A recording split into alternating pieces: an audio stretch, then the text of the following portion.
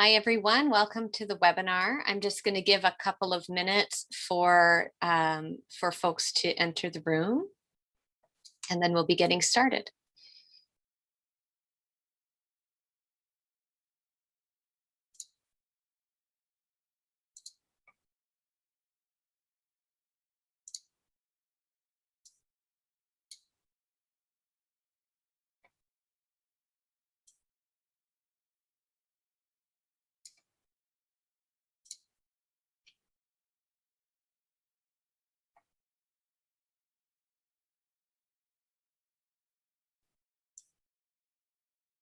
All right, good morning, good afternoon, everyone. Welcome to Building Campus Activism, Students Organizing Against Gender-Based Violence. I'm Karen Campbell, Director of Community Initiatives and Policy with the Canadian Women's Foundation, joining you today from London, Ontario, on the traditional territories of the Anishinaabe, Haudenosaunee, Lenape-Wauk, and Attawandaron peoples.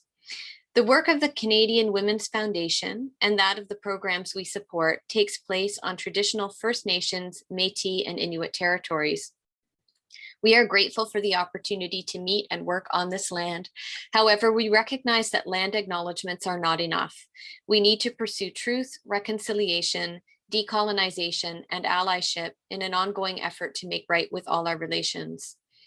Before we begin, I'll share some technical details with you to make sure everyone can participate fully. If you haven't already, please click the interpretation option at the bottom of your screen and select a language channel. We have interpreters working today to make sure everyone's words are understood, so please select English or French from the options. There is captioning available today in both English and French. Please visit the chat box for the links to access the captioning. If you have questions today for our panelists, please feel free to type them into the Q&A box that you'll find at the bottom of the screen.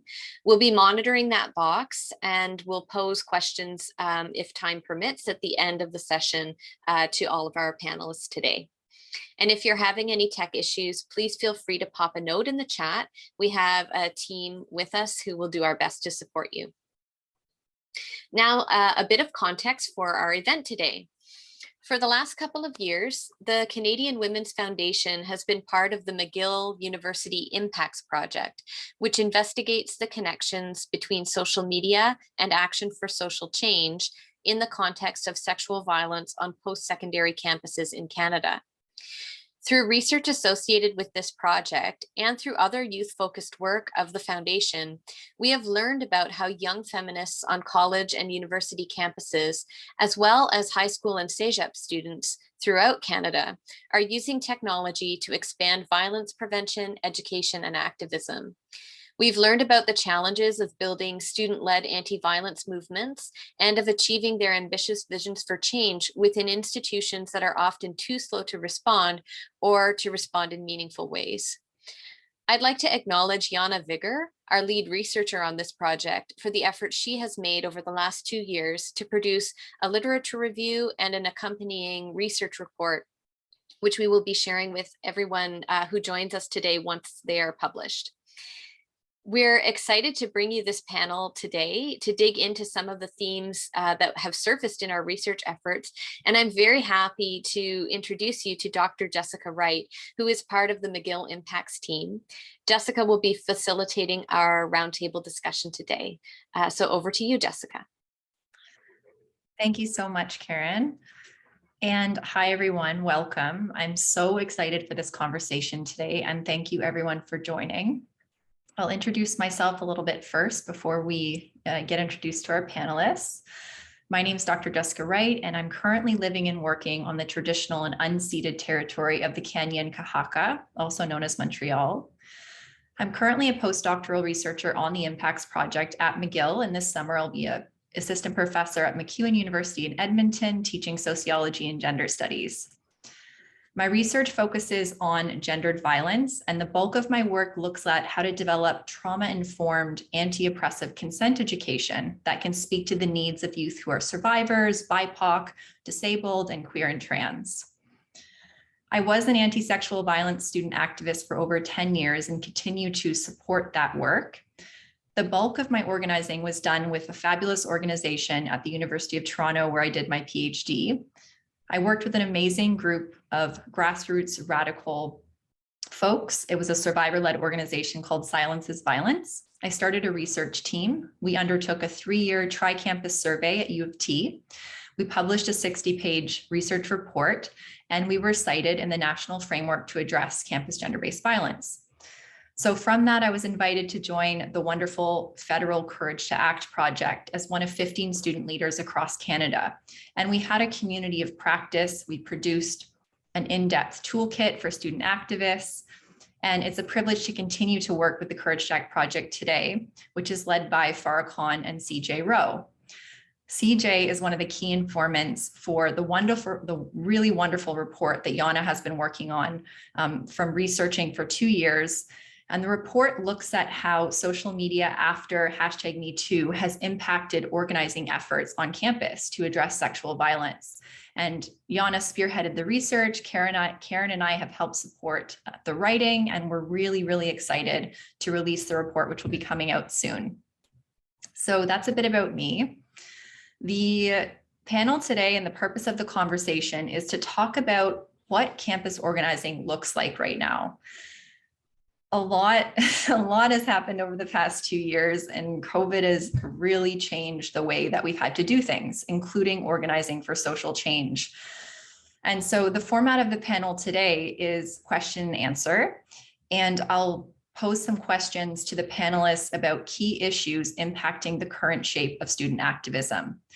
We have an amazing panel of folks from across Canada, and I'll have the panelists introduce themselves, and maybe we'll go west to east. So we'll start with Taylor, who's coming from the University of British Columbia. So Taylor, please tell us a little bit about you. Yeah, sure thing. So Buju, Taylor Arndt Nadishnikas, Tutnawazabing, and Dojaba, which in my language means, hi, my name is Taylor Arndt. I use she, they pronouns. I'm of mixed Anishinaabe, Ojibwe, and European settler roots. My maternal family comes from Tutnawazabing Treaty Reserve, which is a community located between what's referred to as Winnipeg and Regina. I live and work on the unceded territory of the Musqueam, Squamish, and Tsleil-Waututh nations in what is presently called Vancouver. Today, I'm joining you as a visitor on unceded Algonquin territory in Ottawa, which is where from 2016 to 2020, I obtained my bachelor's degree in public affairs and policy management at Carleton University. I currently work as a policy analyst for an Indigenous political advocacy organization, and this fall I will be beginning my Master of Arts in Gender, Race, Sexuality, and Social Justice at the University of British Columbia.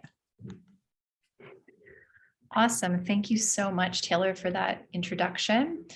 And moving across the country, going east, we have Katie, who's joining or who's associated with the University of Lethbridge in Alberta.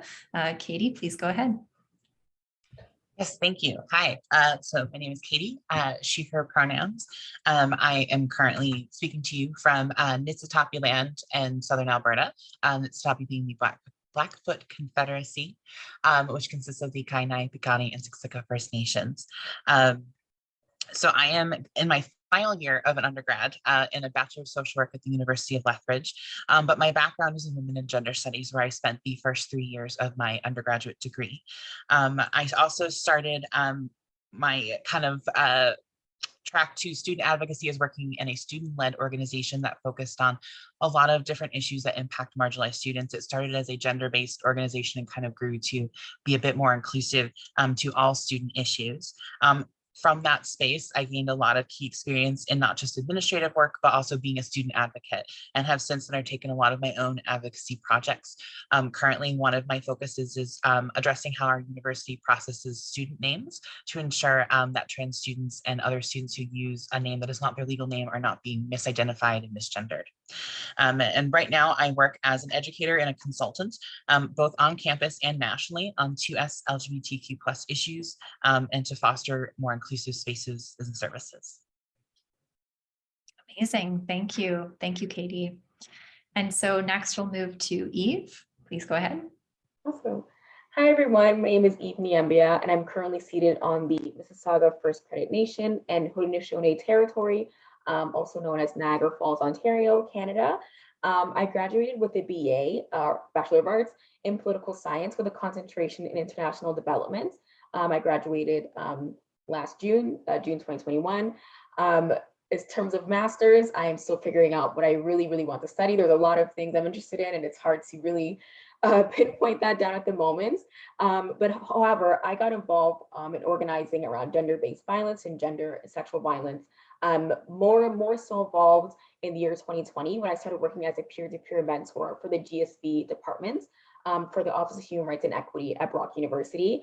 And this role played an integral part in my career pathway as I still remain working there for the Human Rights and Equity Office, having worked as a peer-to-peer mentor, then going into anti-racism work as an anti-racism advisor, and then actually going back to do gender and sexual violence education work.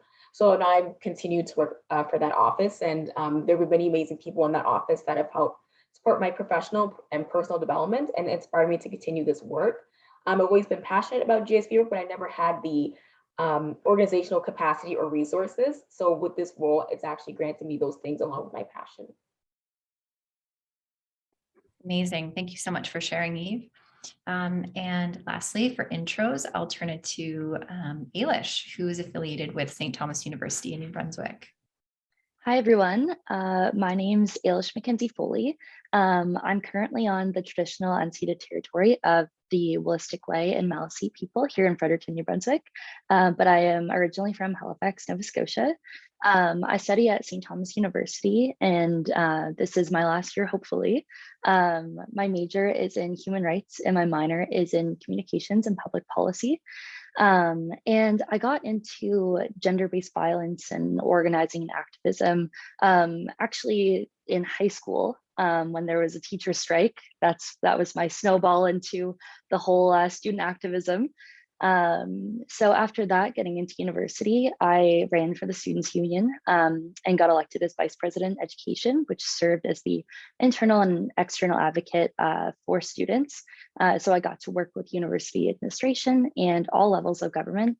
And I was lucky because I got to pick a focus of priorities I had, and gender-based violence was one of them. And it's what kind of ignited my passion. So I've got to sit on the Government of New Brunswick roundtables for sexual violence prevention. And I just finished up an internship with Sexual Violence New Brunswick, and it was an amazing experience. And I am just so excited to be here. So thank you for having me.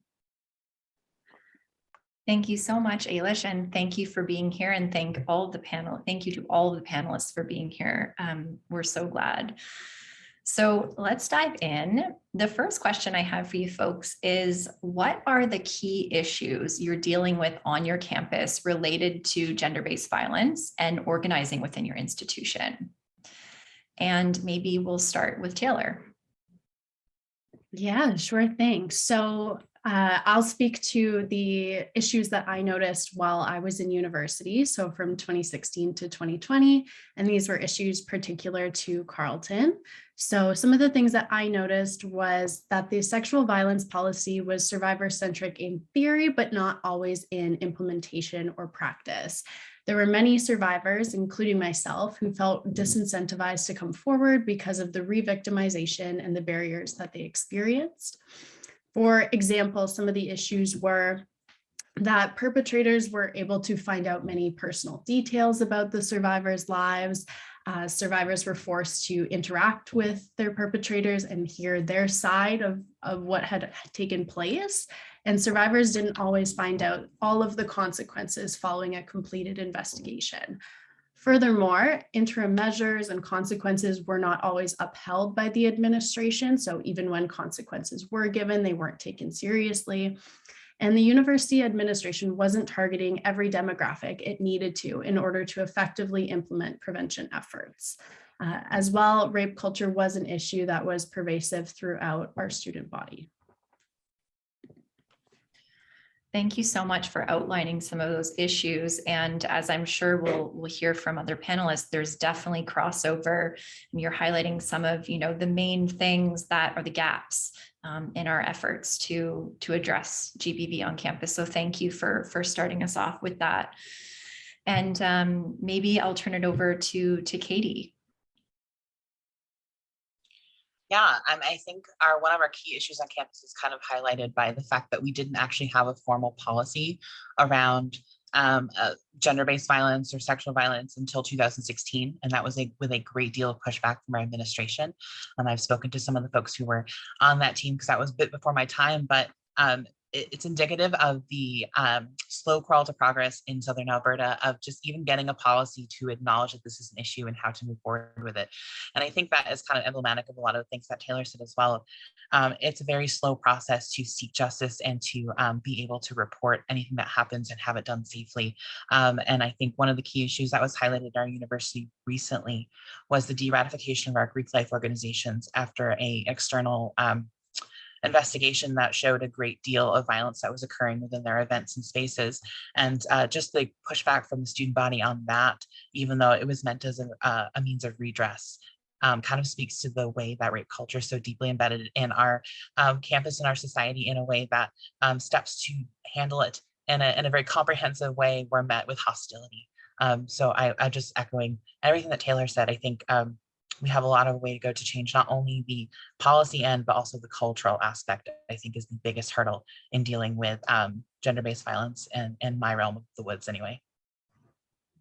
Absolutely. Thank you, Katie. So going beyond this superficiality, just having a policy, of course, it's important, but what is the policy doing, right? What are these actions doing? Eve, did you want to chime in? For sure, I actually very much relate to Taylor's response as well in terms of the policy itself. To be honest, the profession of having GSB educators and coordinators and support intakes on campus is a pretty novel profession. It hasn't really existed from time I don't recall having one in 2016. It would usually be like a human rights advisor or someone else. They didn't actually have that title.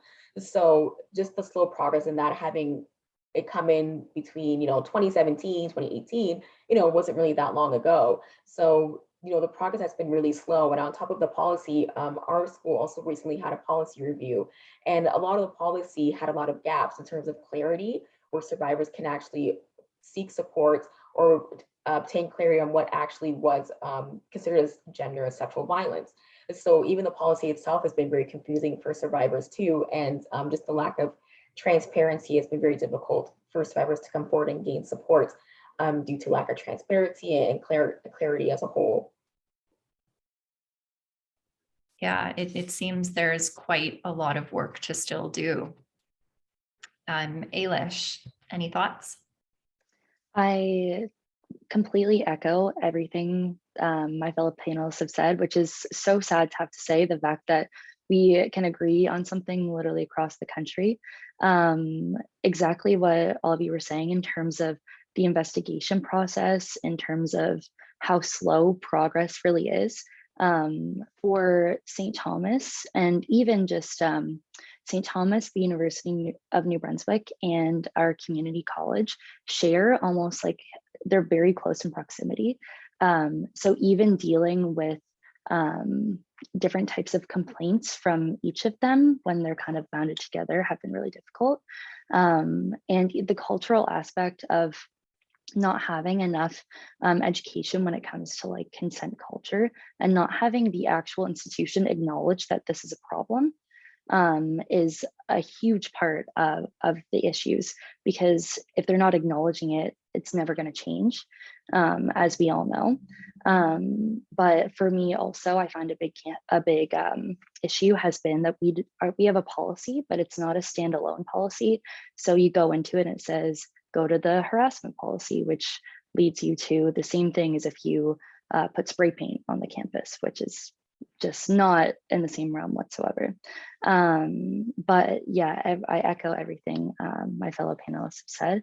And yeah, lots of issues and gaps in the system that we can all relate to there.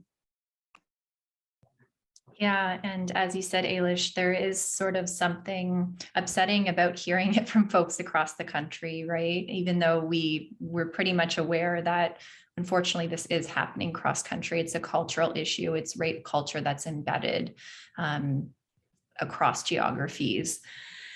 So we've identified some of the key issues that are happening on campus. So I'm wondering, how are folks dealing with these issues with administrations, and what sort of response are you getting from institutions? And maybe we could switch up the order a bit. And Eve, did you want to start us off?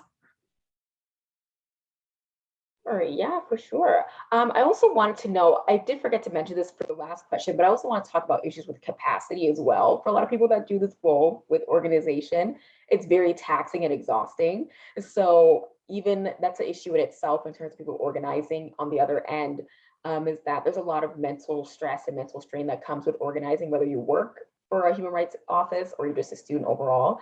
I definitely just want to acknowledge that. But in terms of how I'm tackling these issues, for the most part, it helps working in an office for sure. It definitely helps having those connections across campus.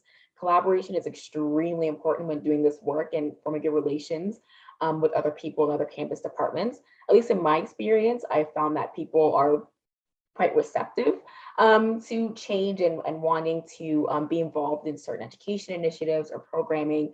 But really what it comes down to is the capacity aspect and the lack of funding that's involved for one of these initiatives to take place. Sometimes you don't have enough people, sometimes you don't have enough funding. So obviously we're doing the best thing we can with whatever resources we have. But that's kind of the institutional response that I'm receiving, that it's been positive, but it's just a matter of capacity. But really what it comes down to, like, oh, sorry, I should have answered the question. Doing education for sure. Education is one of them. Continuing education programs, programming and connecting with other campus partners is one way we've been tackling these issues, is trying to intersect with different departments, athletics, international departments, faculties. It's just kind of pinpointing where there may be a deficit and just kind of supporting them in those initiatives is one way that I've been tackling those issues. Yeah, thank you, Eve. And it's such an important consideration or thing to raise around capacity, because it's underlying a lot of the reason why things aren't shifting as fast as we need them to, right? Yeah, I hear you. And Katie, do you have anything you wanted to add? Yeah, I can speak to the student organization that I was once a staff member of and now sit on the board. The way that we kind of tackle this issue from our end is one, through peer support program, which was unfortunately a bit impacted by the pandemic, but we do try to maintain it. And that is providing a safer space for students to come into, or even faculty or community members to come into, find support, find an empathetic ear, and find folks who know what the resources are. And with the pandemic and the shift to digital, our focus became more of just sharing resources, and we came up with different methods through link trees and through other technological solutions to let folks know what resources are in our community and are available over phone lines and other digital resources for folks who are going through those situations who just don't know what's out there. A lot of the times, I think not knowing what you can reach out to is part of the struggle of coping and coming to terms and healing from those experiences. So that was our focus. In terms of our campus, I know that there has been some education efforts, and there is a renewed view and renewed effort to begin education as a more, I don't want to say mandatory, but as a more pervasive effort rather than a voluntary, which has been in the past, which of course does not draw the folks that need that education. So I think I'm seeing a more shift to really trying to adjust the culture through those means rather than just through policy and through prevention through environmental design, which has been proven to not be as effective and often creates more issues for marginalized folks than it does prevent gender-based violence. So I would say that, yeah, I think we are headed in a positive direction, but as we noted last minute, it's a slow march, and it's a lot of collaboration. It's a lot of small band-aids to big problems. Absolutely. And you point to the need to look at the nuances, right? It's not just, hey, the environmental piece that you mentioned. I just want to flesh that out a little bit for folks. You're referring to, responses like, let's put more lighting on campus, or let's put emergency buttons, or let's have more police on campus. And these are things that are really can be very troubling in multiple ways, right? So I just wanted to highlight that even more. So thank you so much, Katie. And Ailish. Yeah, so different things that we've been kind of doing to address these key issues over here. Our campus sexual assault support advocates have been incredible. They do work online and in person. So we're really fortunate to have that on our campus, especially ones that are so dedicated to their work and to the interests of students, because they not only do counseling, but they also do advocacy within the university itself. So that's one of our amazing resources, but there's only so many of them for how big the campuses can be. So that's definitely been something we've been talking about to get some more employees for them. But I'm somehow managed to squeeze my way into the sexual violence policy renewal recently into that committee. And I was pleasantly surprised with how receptive the administration has been to change. I came in guns blazing with probably everything highlighted, and they were very open to hearing absolutely all of the feedback that I had. And we started changing some things around before I sat down and a new student took over. But we got a lot of work done in the time that I was there. And usually in the past, I've been met with lots of barriers, as I'm sure all of you have as well. People just saying that the policy is fine as it is, or there's not that big of a problem. I'm seeing lots of nods. So I don't know what the change was, but it was an amazing feeling to actually have a good response from the people who can actually create those changes. So currently we are shifting those gaps. We are, or the current student is, but before I left, we talked about things like campus surveys, actually addressing language in the sexual violence policy, giving resources in the policy itself, and stuff like that. So there's definitely some change happening here, which is great news. Yeah, thank you. And I think it goes back to what Eve said as well, that there are folks on campus who want to make change for the positive, right? Who want to, there's frontline workers working at centers who want to not traumatize folks, but instead to really support people and survivors when they come forward, right? So there's just complexities in terms of education and making sure folks are aware around what needs to shift and why. Taylor, please go ahead. Yeah. First of all, it's just wonderful to hear about all the work that my fellow panelists are doing. I wish that I had known this kind of community was out there and in solidarity when I was doing this work back in university. But in terms of ways that I tackled the issues, I got really involved on my campus. I ran for election to be part of our board of governors, and I was on the board for 2 years. So thankfully, in that role, I was able to represent the student body in advocating for change to our sexual violence policy. I was also in a really unique situation in which it was a year that our sexual violence policy was up for review. And so it was a great window of opportunity to be able to change that. I also spoke at large-scale public engagements, things like the UN 16-day campaign to end gender-based violence. I, as a creative, was sharing, spoken word poetry about my sexual assault investigation at Survivor Speaks events, which were put on for survivors by our university's Women's Center. I assisted my program in putting on fundraising events for sexual assault support centers in the community. And I was meeting with the administration staff directly. I wanted to raise concerns that I had with how the university was perpetuating rape culture and failing to support survivors. In terms of a response, I felt discouraged most of the time. I think that there were individual staff who were absolutely willing to hear out the student body. However, I think the university administration as a whole was more intent on protecting their legal reputation and continuing status quo than I think they were to truly making our policy survivor-centric. However, there was one exception to this and a positive story that I'd like to share. So this happened while I was helping to review the sexual violence policy at one of our board meetings. During the meeting, I spoke up and I raised concerns about some of the amended language that was being proposed to include in the revised policy, because I knew that it was coming across as victim blaming. And I knew that the language they were using throughout the policy could make or break whether a survivor would even choose to feel comfortable coming forward. So in that room, in that moment, I advocated for the language to change. It was scary, it was uncomfortable, it was difficult to be arguing with lawyers in the room as someone who was, 20 years old at the time, but it happened. I was able to contribute to some language change within the policy, and it made me very grateful to be in the right place at such an important time.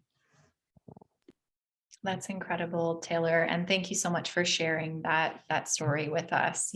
There's so much heaviness that can come along, and exhaustion, as Eve pointed out. And so we do have to remember the wins, right? And the times that we are moving forward and moving towards collective healing. So yeah, thanks again for sharing that piece. Okay, so the next question I have for folks, switching it up a little bit, we are seeing a lot of conversation online right now about gendered violence, like with the Depp versus Heard trial. And though some folks don't realize these conversations are tied to a broader structure of rape culture, there still might be, shifts that are happening in conversations that appear because of how much this discourse is proliferating right now. So what I'm wondering is, how do you folks think social media is impacting the movement to end gender-based violence on campus? And do you think social media has made it so people are more aware of GBV as a systemic issue? And maybe we will start with Ailish, if you'd like. So I know my fellow panelists have a lot more to say about this issue than I do, so I'll keep my response short and sweet here. I think social media can be an amazing, amazing tool, especially when it comes to gender-based violence, and in terms of not only resources, but finding other people in your situation and support in that way. I feel like the Depp versus Heard case, there was a lot of positives, but I saw quite a lot of negative come out of that, probably more negative than positive comments, which was sad to see. A lot of them relating to how is anyone going to believe women in the future when Johnny was voted in favor of for the trial, and I'm sure that everyone had seen that. So I do think it's a good thing in terms of information, but the spreading of misinformation and also the spreading of a lot of hatred, I think, is what knocks down the movement there. Yeah, absolutely. Thanks for starting us off with some considerations about the double-edged sword quality of social media. And so, Katie, your thoughts? Yeah, that was actually pretty much the key theme of my thought is that it's a double-edged sword, because there is such a capacity for learning and for sharing information. I think, especially with Instagram, I think I go to Instagram a lot to learn things, because there's so many just short, educative blurbs that can really bring you to an issue and then entice you to learn more on your own. But also being a trans person navigating, especially, and not especially, but feminist media spaces, there is also a lot of transphobia and a lot of trans exclusionary, in big air quotes, feminism that makes accessing and discussing issues of gender-based violence difficult, because it's hard to have an equitable conversation when you are not, regarded as an equal to the people in the room, or the virtual room. So I think there is a lot of positive that can be done. And I know that organizations that I have worked with have used social media as a very important tool, especially during the disconnection of the pandemic, to reach people, to share information, to bring folks together. It has such a positive quality, but it also is a space where people feel very empowered to air their less than fortunate opinions, because it used to be, before the days of social media, if you had a bad opinion about someone, you had to tell it to their face. And now you have the anonymity and the protection of being on your phone and being hundreds and thousands of miles away from the person that you are slandering or speaking ill of. And it empowers people who want to say bad things to say bad things. And unfortunately, those people get more airtime than the people who are saying positive and uplifting and heartfelt things. So I think there is an indication that social media spaces can foster stronger attachments to negative aspects of our culture. But I think there is also movements to reclaim those spaces, to make them more focused on healing and inclusion and generally undoing a lot of the harm that has been done. It'll be interesting to see the trajectory of that as we continue to go forward into this very virtual age.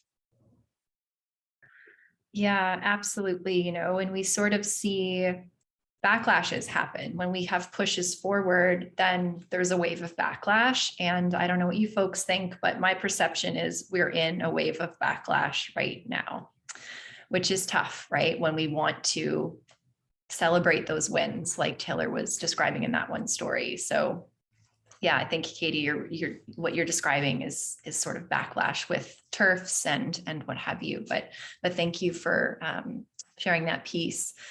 And I'll turn it over to Taylor. Yeah, sure. I really second what all of my panelists are saying about, there being backlash and this being a double-edged sword. I actually think that, a few years ago, I felt more comfortable speaking out about gender-based violence than I do right now.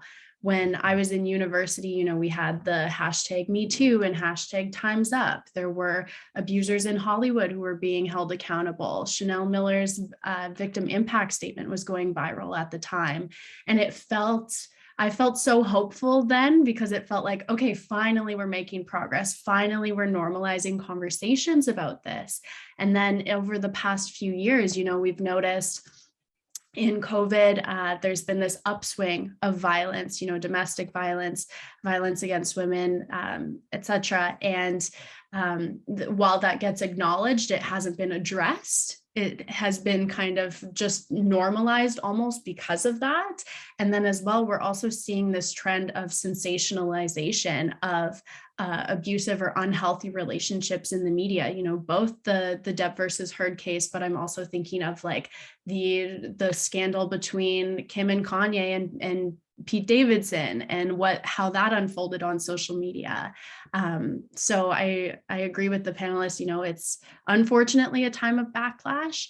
However, I think at the same time, if my social media echo chamber is any indication, I think it's also reflective that younger Gen Z is really insightful. They're really nuanced. They're bringing forth much better points, much more inclusive feminist points than also what I was able to see when I was in university, and hashtag girl boss feminism and millennial pink who are still like dominating that conversation. So, sometimes I feel really discouraged, but then I also try and think about the younger activists, and when I see what they're doing, that gives me hope. Yeah, thank you so much, Taylor. Eve, thoughts? Sure. Yeah, I'll just go really quickly. Everyone basically, once again, echoed similar points that I was going to say. To be honest, I don't know how to say this, but I didn't actually have enough time to sit there and watch a 6-hour live stream every day of the trial. But I don't think you don't even have to watch the trial to see the type of comments that people were making, disparaging comments, victim blaming comments, whether it was towards Johnny Depp, towards Amber Heard, whatever the outcome is. I feel like when it comes to social media, people kind of separate social media and real life. And what people don't realize when they say things like, oh, Amber Heard is a liar, but other survivors don't lie, people don't actually realize that this is actually victim blaming statements, and that while you want to say you support survivors or support people that experience gender-based violence, when you say comments like, well, they don't have enough evidence, they don't have they're lying on the stand, they're fake crying, all sorts of things, trying to paint what a perfect victim or survivor can look like, it's actually not really helpful. And I'm finding that a lot of education, how do I say this? It's definitely really hard to educate people on social media. In my personal opinion, I consider social media as a tool, but it's a start.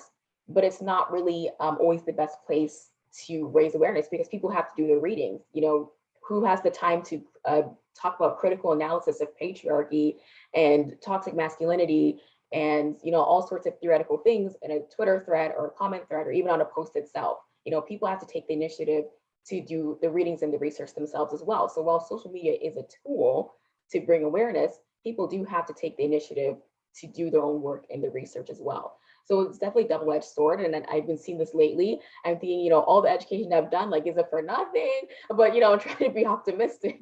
But just seeing the type of comments people are making with, you know, their lack of analysis, it's quite discouraging, to be honest. Absolutely. Thanks, Eve. Pardon me. And I think there is this sort of idea that the next generation will sort of come through and be a lot more progressive. And I think we're seeing that in some ways. And then also there's fear, right? That, oh my gosh, what if this tidal wave of negativity, like with the Heard versus Depp trial, like what if that sort of overtakes it too much? Because I don't know about you folks, but I wasn't searching stuff around the negativity around Johnny Depp trial, and I was getting a ton of ads for it, like all over the place, different platforms. And I was thinking, where the heck is this coming from? If anything, the algorithm should be giving me the opposite, you know? So it was a really powerful and like kind of scary, you know, event that we're seeing the aftermath of now. But like Katie said, there are these little posts like on Instagram that can get into some of that deep stuff, you know, and Instagram, for instance, as one platform can be a tool like Eve was pointing to. So the double-edged sword, I'm hearing it from you all for sure. So thinking more about the, you know, the nuances of these conversations, the next question I have for you folks is this. So GBV is covered in the news more, and it's taken up by school administrators more than in the past. And some activists, however, have pointed out that an intersectional framework is often missing in these efforts.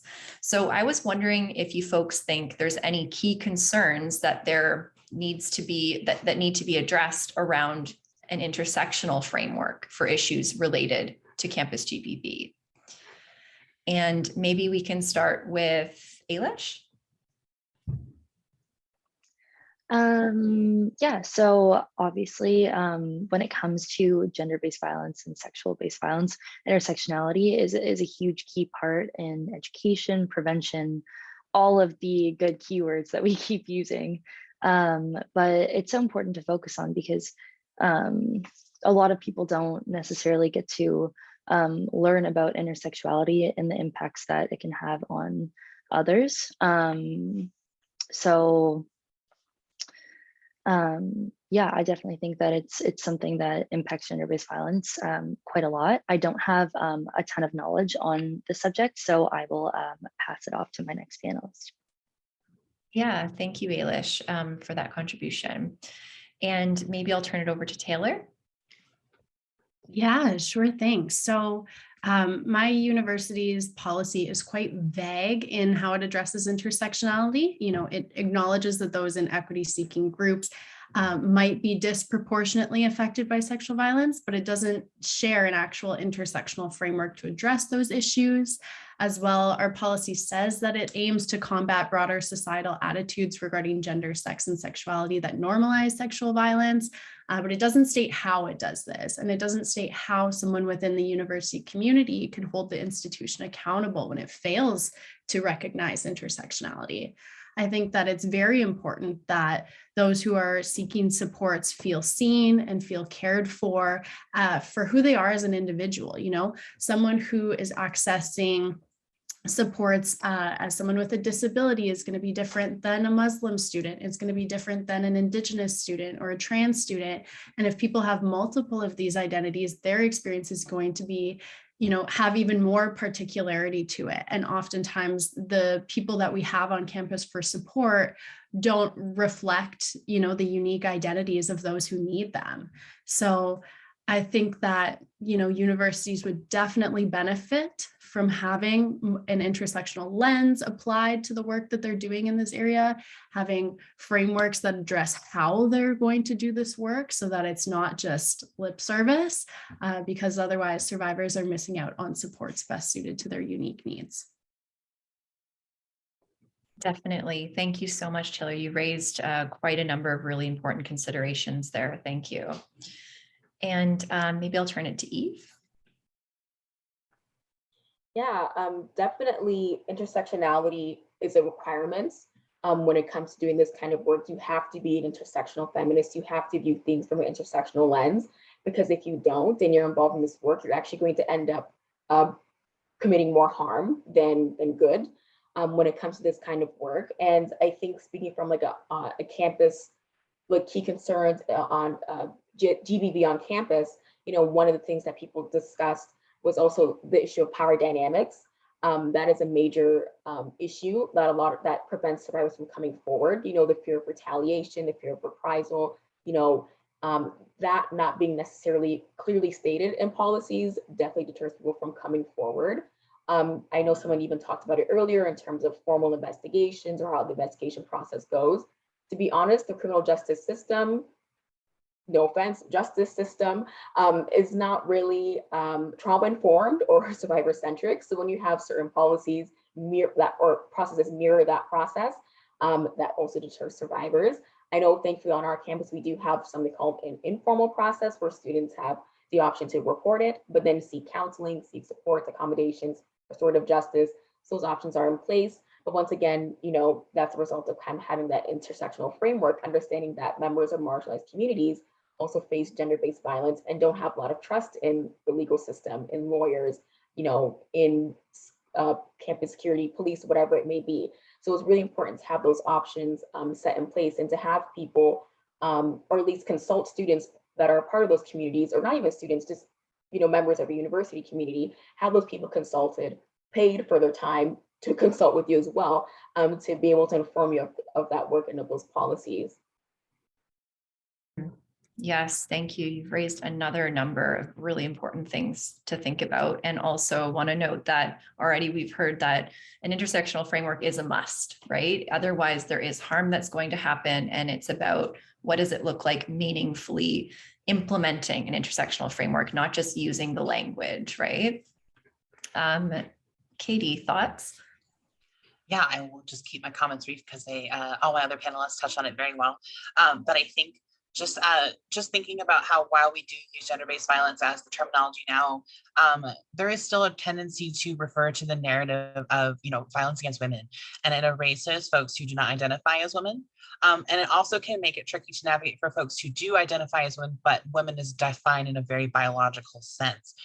So we definitely need an intersectional lens when it comes to being able to help, not even help, but allow for trans folks to navigate these issues, because they're also experiencing sexual violence and gender-based violence. And I think also when we consider gender-based violence without intersectionality, we lose the importance of how especially race and class play in, and considering the crisis around murdered and missing Indigenous women, girls, and Two-Spirit folks. We lose a critical aspect of understanding how gender-based violence also has a racial lens, and how that influences when it happens, how it happens, and where it happens. And without that understanding, we, as everyone has already said, we really risk reproducing the same harms over and over again, just in different ways. Yeah, absolutely. And I want to just add on to thinking about folks who are disabled, deaf, neurodiverse, and MAD, who face the highest rates of gender-based violence, right? We have to factor lots of pieces of identity and how they overlap when we think about this issue. So the last question I have for our formal chat before we get into the Q&A, I absolutely love this question, and I hope you folks will too. So in doing this work, as Eve pointed to earlier, it's emotionally taxing, right? And often folks who are doing this work are survivors, and folks who are survivors can be multiply marginalized, right? Because those are folks who are disproportionately impacted by GBV. So when we think about doing this work and we think about its sustainability, right? And really making sure we have the energy to continue to push the work forward, even when we're in a tidal wave, like, a backlash like we might be now, we have to think about self-care. So my question to you folks is, what kind of self-care considerations should student activists be thinking about, especially for working in a gender-based violence space? And what kind of advice can you offer for balancing the stresses and possibly triggers or vicarious trauma that can happen when working with these issues, with, academic pressures, financial pressures at the same time. And what does it look like to take care of yourself and your community when you're doing this work? So I know that there were a few questions in there, but all around self-care. And so Taylor, would you like to start us off? Yes, absolutely. So when I was involved in student politics and doing all of the activities around gender-based violence activism that I listed earlier, I was doing all of that at the same time that I was undergoing a formal university investigation myself. I had been sexually assaulted 2 weeks before my third year of university and went through the institution to address that situation. So living through the sexual violence policy at the same time that it was up for revision and that I was in this activist space, on one hand, it meant that I could share my lived experiences and really contribute and know that policy better than anyone during a really meaningful window of opportunity to change it. However, on the other hand, it also meant that this work was very personal and that it often came at my detriment. So, while navigating assault, I was a full-time student. I was trying to stay on the dean's list and do student politics, do extracurriculars, work part-time, maintain a normal social life. And that's an impossible balance to ask of anyone, especially someone who is I was just 20 years old at the time.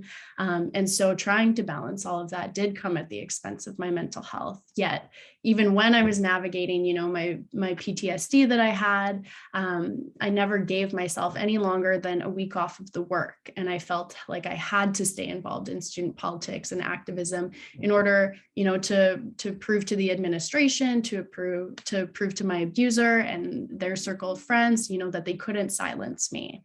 But as a result, I did hit a mental health rock bottom, where I had to have people convene around me and really be my rock. And I was very fortunate to have a small community that rallied around me during that time. But others aren't so lucky. And I think it's really vital to have a support network, but you shouldn't have to overextend yourself before you lean on those people. They should just be around for your general wellness.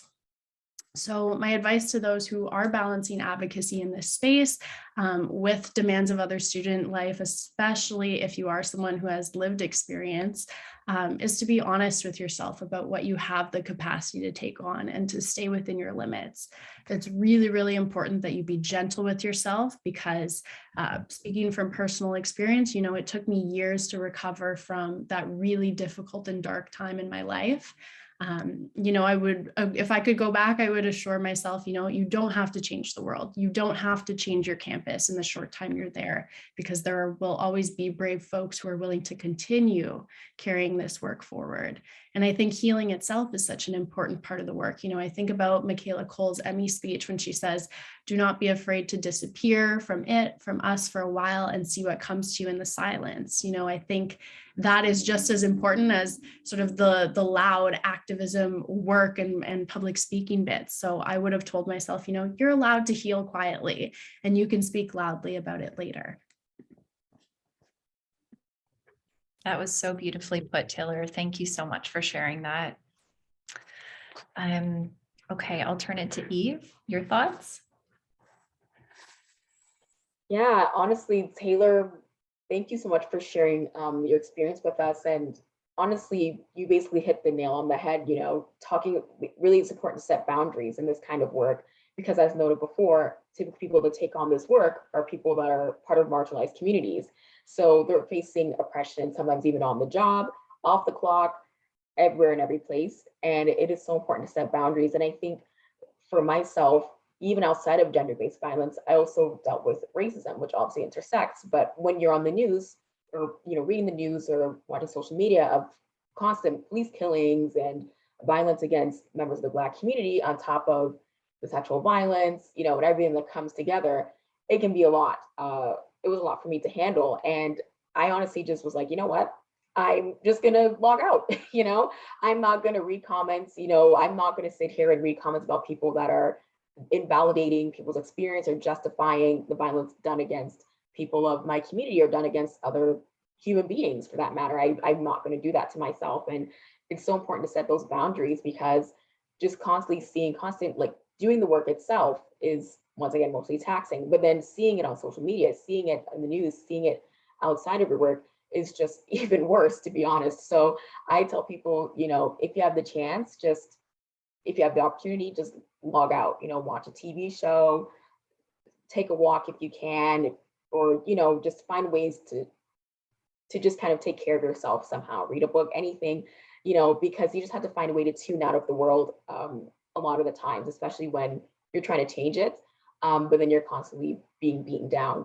So to be honest, I just tell people whatever works for them. But for me personally, I just tune out really and truly. People say, oh, what are your thoughts about that social issue? I'm like, to be honest, I'm off the clock. We can talk about it tomorrow or another time, but I'm cut off.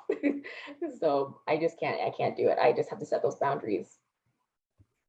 Yeah, absolutely. It's so important to unplug sometimes, right? And just say, I'm going to take care of myself, and you don't have to do it all. To also speak to what Taylor was saying too. So we are getting close to the end of our session today, sadly, because I could continue talking for quite some time. Your folks' insight is amazing, and it's so nice to be in this space with you all. I want to turn to an audience question just so we can get some, we can speak to some of the questions that are coming in. So here's one. Someone has asked, besides educational and interactive workshops for students, do you have any suggestions of other forms of interesting, accessible, relatable sexual violence prevention strategies that could be implemented at PSIs for students or staff? And I'm just going to post that into the chat so folks could see that if they want to look at it and give that a read. It's kind of a long question. So yeah, do folks have any suggestions for sexual violence prevention strategies that they think are particularly effective? Maybe it has to do with social media, maybe it doesn't. Anything coming to mind for folks? Anything that's worked or that you felt has worked in communities you've engaged with?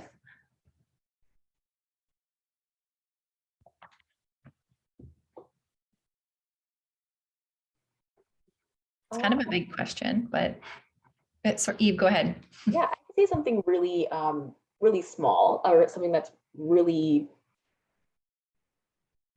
really simple. I think we hear this all the time in terms of other educational or interactive, besides those educational interactive workshops. But sometimes I feel like you can make a lot of change through conversation, even just interacting with people, talking to your peers, talking to other students, even talking to other staff and faculty in some capacity. I think even just making those relationships and having those types of, developing relationships and just having casual conversations can definitely be a way to work through working on this type of prevention, because you never know what could come out of a conversation that you have with your professor. If you're talking to them about accommodation or a grade, or just because you're interested in their work, you might end up finding out that they want to learn more, or that they have funding opportunities available or something available to help you in your kind of work. I think it's something really small and simple, but if you do have certain relations with other people on campus, I think you could definitely capitalize on that, in terms of trying to find ways on how they can support you in your kind of work. Something small, but it could mean something really big. Yeah, no, I think that's actually a really important point, because building community is really how we build this work up, right? So you never know in speaking with folks. I was just at a locksmith yesterday, and the locksmith didn't know I was a sexual violence researcher and happened to say, hey, I get a lot of women coming in here needing the locks changed to their apartment. And I thought, oh my gosh, I never really thought of how locksmiths, for instance, you never know, right? So an administrator, a professor could have real buy-in to movements that we're a part of. So I really appreciate that point. And we are close to time, but Katie, I see your hand up. I love to hear your thoughts. And maybe then afterwards, we'll turn it to Karen, who will just close off the session. So Katie, please go ahead. Absolutely. I will speak very quickly. I just really connected with Eve's comment of the power of conversation. And that's something that the organization that I work with has done in the past, where we use free food to lure folks into what we call loosely just called food and talks, where we'll have a topic, whether it's pleasure or consent or healthy relationships, difficult topics that folks don't often talk about. And we provide a very loosely moderated, like there's a staff member who's there to kind of keep things in check, but ultimately it's a free flowing conversation over locally sourced, a local restaurant that we bring food in. And we just let folks, have those conversations about that topic and just kind of explore it. And for some folks, it's reflecting on their experiences. And for some folks, it's brand new. And it's really a time of learning that isn't formal. It doesn't feel like there's a barrier of, oh, I have to go to this lecture and listen. I can be a part of a conversation and also eat free, delicious food. It kind of breaks down that barrier, makes it a more social interaction to have that key education. So that would just kind of building on what you said. I like that idea as well. Yeah, absolutely, Katie. And, folks, sometimes university students are strapped for cash. Having food is really important for movement building and building solidarity across class. Like you mentioned class earlier, right, Katie? So it's super important. It seems like a small piece, but it's not. Thank you all so much for your responses. And I'll turn it back to Karen to close out the session. Thanks very much, Jessica, Ailish, Taylor, Katie, Eve. That was really a very in-depth conversation, and we just appreciate your sharing of experiences and your insights so very, very much. So much appreciation to you for being with us today. Thank you to our accessibility and tech support teams today for helping us to have a really seamless experience on this webinar session. I'll remind you as well that the recording for this will be circulated after the event. And as soon as our research report that Jana Vigor has led the research on is ready to share, we'll share it with everybody who attended here today. So thank you again, everyone, for being with us this afternoon, and do enjoy the rest of your day. Thank you.